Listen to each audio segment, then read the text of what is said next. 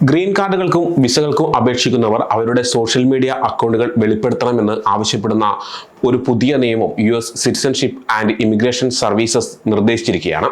പരിശോധന ശക്തിപ്പെടുത്തുക എന്ന ലക്ഷ്യത്തോടെയാണ് ഈ നിയമം കൊണ്ടുവന്നിരിക്കുന്നത്.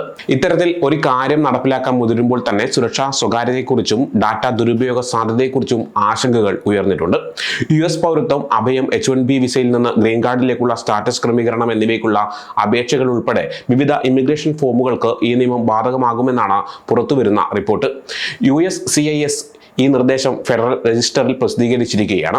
60 ദിവസത്തെ കാലയളവിൽ അഭിപ്രായങ്ങൾ സമർപ്പിക്കാൻ പൊതുജനങ്ങളോട് അഭ്യർത്ഥിച്ചിട്ടുമുണ്ട്. ഇമിഗ്രേഷൻ ആനുകൂല്യങ്ങൾക്ക് അപേക്ഷിക്കുന്ന ആളുകൾ അവരുടെ സോഷ്യൽ മീഡിയ അക്കൗണ്ടുകൾ ചില ഫോമുകളിൽ പങ്കിടണമെന്ന് US സർക്കാർ ഇപ്പോൾ ആവശ്യപ്പെടുന്നുണ്ട്. US പൗരത്വത്തിന് അപേക്ഷിക്കുന്ന N400, യാത്രാ അനുമതിക്കുള്ള I-131, ഗ്രീൻ കാർഡ് അപേക്ഷയ്ക്കുള്ള I-485, അഭയാർത്ഥി അപേക്ഷയ്ക്കുള്ള I-589, അഭയാർത്ഥികൾക്കും താമസവേസികൾക്കും നീക്കം ചെയ്യുന്ന ആളുകൾക്കുമുള്ള മറ്റ് ഫോമുകൾ എന്നിവയിലാണ് സോഷ്യൽ മീഡിയ അക്കൗണ്ടുകളുടെ വിവരങ്ങൾ പങ്കിടണമെന്ന് ആവശ്യപ്പെടുന്നത്. സുരക്ഷാ പരിശോധനകൾ മെച്ചപ്പെടുത്തുന്നതിനാണ് ഇതെന്നാണ് ഹോംലാൻഡ് സെക്യൂരിറ്റി വകുപ്പ് വ്യക്തമാക്കുന്നത്. എന്നിരുന്നാലും സോഷ്യൽ മീഡിയ പ്രവർത്തനം സർക്കാർ എങ്ങനെ ഉപയോഗിക്കും, വ്യാഖ്യാനിക്കുകയും ചെയ്യുമെന്ന് ഇമിഗ്രേഷൻ വിദഗ്ധർ ആശങ്കപ്പെടുന്നുണ്ട്. സുരക്ഷ മെച്ചപ്പെടുത്തുന്നതിനും ഇമിഗ്രേഷൻ അപേക്ഷകരിൽ നിന്നുള്ള സാധ്യമായ അപകട സാധ്യതകൾ തിരിച്ചറിയുന്നതിനുമായിട്ടാണ് US സർക്കാർ സോഷ്യൽ മീഡിയ അക്കൗണ്ടുകൾ പരിശോധിക്കാൻ തയ്യാറാകുന്നത്. അപേക്ഷകരുടെ ഓൺലൈൻ ആക്ടിവിറ്റികൾ പരിശോധിക്കുന്നതിലൂടെ സുരക്ഷാ പ്രശ്നമായേക്കാവുന്ന ആളുകളെ കണ്ടെത്താൻ കഴിയുമെന്നാണ് ഉദ്യോഗസ്ഥർ പ്രതീക്ഷിക്കുന്നത്. എങ്കിലും ആളുകളുടെ സ്വകാര്യതയെക്കുറിച്ചും ഒരാളുടെ പശ്ചാത്തലം വിലയിരുത്തുന്നതിനുമുള്ള ന്യായമായ മാർഗമാണോ സോഷ്യൽ മീഡിയ എന്ന ചർച്ചകളും നടക്കുന്നുണ്ട്.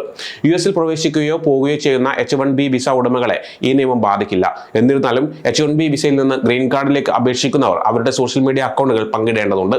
ഗ്രീൻ കാർഡിന് അപേക്ഷിക്കാൻ ആവശ്യമായ I-485 ഫോമിൽ ഇപ്പോൾ ഈ ആവശ്യകത ഉൾപ്പെടുത്തും. ഇത് ദീർഘകാല പ്രത്യാഘാതങ്ങൾ ഉണ്ടാക്കുമെന്ന് ഇമിഗ്രേഷൻ വിദഗ്ധർ മുന്നറിയിപ്പ് നൽകുന്നു. അതിനാൽ സ്ഥിരതാമസക്കാരാകാൻ പദ്ധതിയിടുന്ന H1B തൊഴിലാളികൾ ഈ മാറ്റത്തെക്കുറിച്ച് അറിഞ്ഞിരിക്കേണ്ടത് അത്യാവശ്യമാണ്.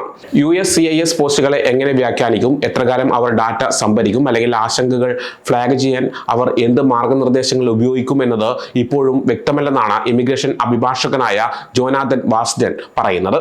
ഓൺലൈൻ പ്രവർത്തനത്തെ അടിസ്ഥാനമാക്കിയുള്ള നിരസിക്കലുകളുടെ സാധ്യതയെക്കുറിച്ചും പരിശോധനാ പ്രക്രിയക്കിടയിലും ശേഷവും അപേക്ഷകരുടെ ഡാറ്റയുടെ സ്വകാര്യതയുടെ നിലവാരത്തെക്കുറിച്ചും വിദഗ്ധർ ആശങ്കാകുലരാണ്. നിർദ്ദിഷ്ട നിയമത്തെക്കുറിച്ച് ഫീഡ്ബാക്ക് നൽകുന്നതിന് വ്യക്തികൾക്കും സ്ഥാപനങ്ങൾക്കും USCIS 60 ദിവസത്തെ സമയം അനുവദിച്ചിട്ടുണ്ട്. നിയമത്തിന്റെ ആവശ്യകത, ഫലപ്രാപ്തി, അപേക്ഷകരിൽ ഉണ്ടാകുന്ന പ്രത്യാഘാതങ്ങൾ എന്നിവയെക്കുറിച്ചാണ് ഏജൻസി അഭിപ്രായം തേടുന്നത്. നിയമം അന്തിമമാക്കുന്നതിന് മുമ്പ് പൊതുജനങ്ങൾക്ക് അതിനെക്കുറിച്ചുള്ള ആശങ്കകൾ പ്രകടിപ്പിക്കാനുള്ള അവസരം നൽകുന്നുണ്ട്. ഇതിനുള്ളിൽ നിങ്ങളുടെ അഭിപ്രായങ്ങൾ രേഖപ്പെടുത്താവുന്നതാണ്. ഈ പുതിയ നിയമത്തിന് അപേക്ഷകർ അധിക ഫീസ് നൽകേണ്ടതില്ലെന്ന് US സർക്കാർ പറയുന്നു. എന്നിരുന്നാലും സോഷ്യൽ മീഡിയ അക്കൗണ്ടുകൾ പങ്കിടുന്നത് ഇമിഗ്രേഷൻ ഉദ്യോഗസ്ഥർ ഓൺലൈൻ പ്രവർത്തനം കൂടുതൽ സൂക്ഷ്മമായി പരിശോധിക്കുമെന്നാണ് അർത്ഥമാക്കുന്നത്. കൂടുതൽ സങ്കീർണമാക്കും.